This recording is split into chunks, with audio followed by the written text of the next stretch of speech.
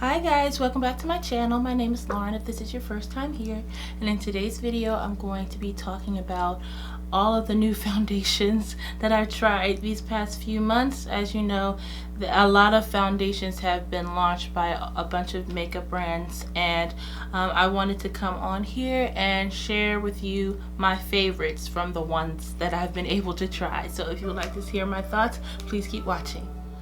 Okay guys, so the first foundation I tried was the McGrath Labs foundation. This foundation retailed for $68. I ended up getting the entire kit, and this was a really pretty foundation. I'll start off talking about like the foundation itself. It was very pretty. It's thin and it goes on the skin looking like skin. I found that it lasted on my skin throughout the day.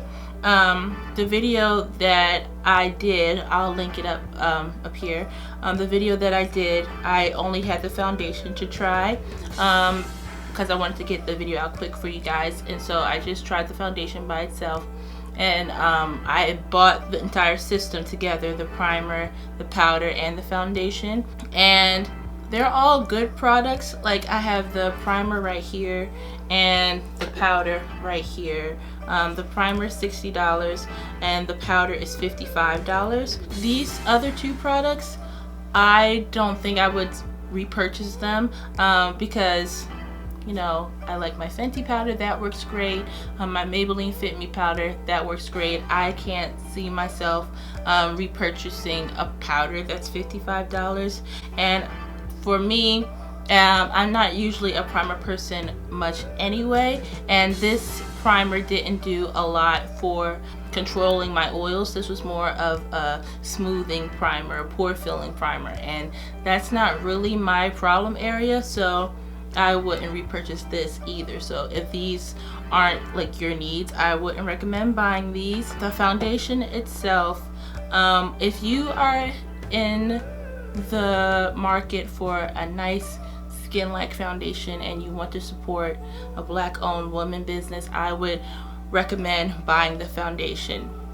Now, is it like revolutionary or anything? No. Like, I don't think I would repurchase it for this much, because I have a bunch of foundations that look beautiful, give me the same kind of skin-like effect without the price tag. So if you still want to try it out though, I recommend getting a sample. And yeah, I feel like that's what, like, I just wanted to get up in the hype. And then I did want to support Pat and her business and everything. This was my first purchase from her, and but the shipping took so long. Yeah, for the amount of money I spent, I would have liked my shipping to have got there faster, but it's a beautiful, beautiful foundation. But for the price tag, I don't think I would spend that much money in the season of life that I'm in right now on a foundation again. So that's that. I think the second foundation I tried was the Urban Decay Stay Naked foundation. That had a lot more coverage, I would say, than the McGrath foundation. That one was more medium to buildable, but I think I got the wrong color. I think it was a little too yellow for me, but yeah, it looked really pretty, lasted long on the skin. I just took it back because I simply didn't need another foundation. I have so many foundations that I'm not even halfway through yet. But if you are, again, if you're in the market for a foundation, I would recommend trying it out, testing it out. I just wasn't wowed by it, so it wasn't hard for me to take it back. The last foundation that I was able to try out was the Fenty Beauty Pro Filter Hydrating Foundation, and I know a lot of people were waiting for this product launch for a long time, since, you know, 2 years ago when the original product launched. And that one was really pretty. I really liked the medium to full coverage that it got. I would say I usually keep my foundations more at a medium, but it was very pretty. I really liked the way it went on my skin. It was obviously glowy, and I definitely needed to put more powder in my areas, and I needed to powder more frequently throughout the day because my oils were catching up with me. But I tried combining the two. Like, I would wear the matte foundation, the Pro Filter Soft Matte Foundation, in the center of my face where it's more oily, and then wear the hydrating around the perimeter, and it was a beautiful combination. I really liked it. I think I would get more wear out of the hydrating foundation during the cooler months that are coming on, the winter and fall months. So yeah, that was a beautiful foundation. That foundation was $35, and I think I forgot to tell you guys the price for the Urban Decay. I believe that one was $39, either $39 or $42. I'll have it listed in the description box below.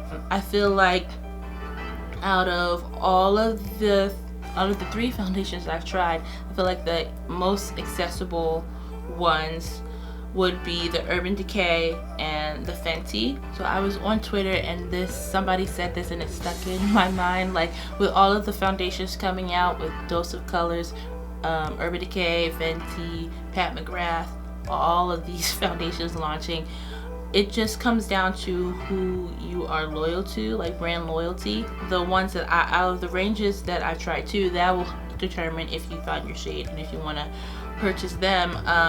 Pat McGrath had 36 in this lineup, and Fenty and Urban Decay both had 50 foundation shades in their lineup, so that's really good too. Yeah, I don't know what brought it on to make everybody want to launch complexion products at the same time, but you know, it's fun for me. I love testing out new base products. It's one of my favorite parts of makeup, and I think if it was for me, out of buying all of them, I think I would see. Yeah, it's hard. It really does come down to brand loyalty. I do think that, yeah, it's hard. I really love the way that the Pat McGrath and the Fenty Beauty stayed on my skin, and I could see myself actually going to buy the full version of the Fenty hydrating foundation. That's just me being honest. That's what the brand that I'm loyal to, and yeah, you guys might think differently. So yeah, I'm excited to try some other foundations. Like, I didn't try the Dose of Colors one because that isn't as easily accessible, and yeah, I had to do all of that online, and with exchanging it wouldn't have been as easy.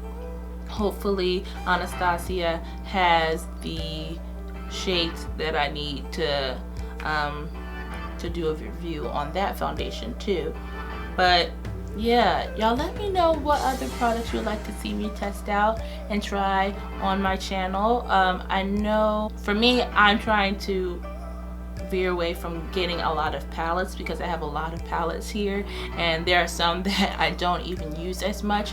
The palette that I've been using the most is my Jackie Aina and Anastasia palette, and I have this on my eyes today.